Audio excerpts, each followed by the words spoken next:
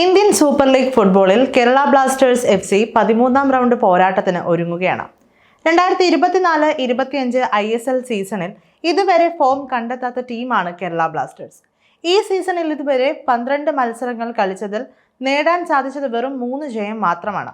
2020-21 സീസണിന് ശേഷം കേരള ബ്ലാസ്റ്റേഴ്സ് FCയുടെ ഏറ്റവും മോശം പ്രകടനമാണ് ഇപ്പോൾ കണ്ടുവരുന്നത്. 12 മത്സരങ്ങളിൽ നിന്ന് 11 പോയിന്റുമായി ലീഗ് പോയിന്റ് ടേബിളിൽ 10ാം സ്ഥാനത്താണ് കേരള ബ്ലാസ്റ്റേഴ്സ് ഉള്ളത്. 13ാം റൗണ്ട് പോരാട്ടത്തിനായി കേരള ബ്ലാസ്റ്റേഴ്സ് സ്വന്തം തട്ടകമായ കൊച്ചി ജവഹർലാൽ നെഹ്റു സ്റ്റേഡിയത്തിൽ ഇറങ്ങും. ഡിസംബർ 22-ന് രാത്രി 7:30-നാണ് കിക്ക് ഓഫ്.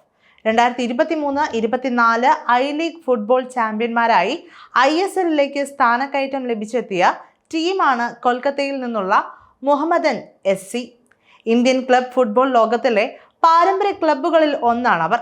എന്നാൽ ISL-ലെ പ്രഥമ സീസണിൽ മുഹമ്മദൻ SCക്ക് ഇതുവരെ കാര്യമായി ഒന്നും ചെയ്യാൻ സാധിച്ചിട്ടില്ല. 11 മത്സരങ്ങളിൽ നിന്ന് 5 പോയിന്റുമായി ലീഗ് ടേബിളിൽ ഏറ്റവും അവസാന സ്ഥാനത്താണ് മുഹമ്മദൻ SCക്ക് എതിരെ ഇറങ്ങുമ്പോൾ 2024-25 സീസണിലെ 4ാം ജയമാണ് കേരള ബ്ലാസ്റ്റേഴ്സ് പ്രതീക്ഷിക്കുന്നത്.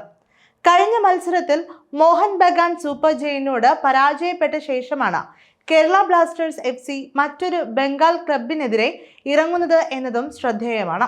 മോഹൻ ബഗാൻ സൂപ്പർ ജയന്റ്സിന് എതിരെ കളിച്ചതിൽ നിന്ന് വ്യത്യസ്തമായ ടീമിനെയായിരിക്കും Kerala Blasters കളത്തിലിറക്കുക.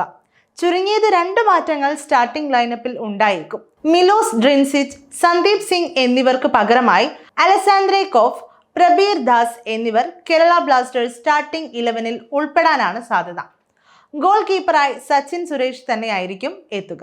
Sandeep Singh, Pritam Kotal, Milos Drincic, നോച്ച Singh എന്നിങ്ങനെയായിരുന്നു കഴിഞ്ഞ കളിയിൽ മഞ്ഞപ്പടയുടെ ഡിഫൻസ് ലൈനപ്പ്.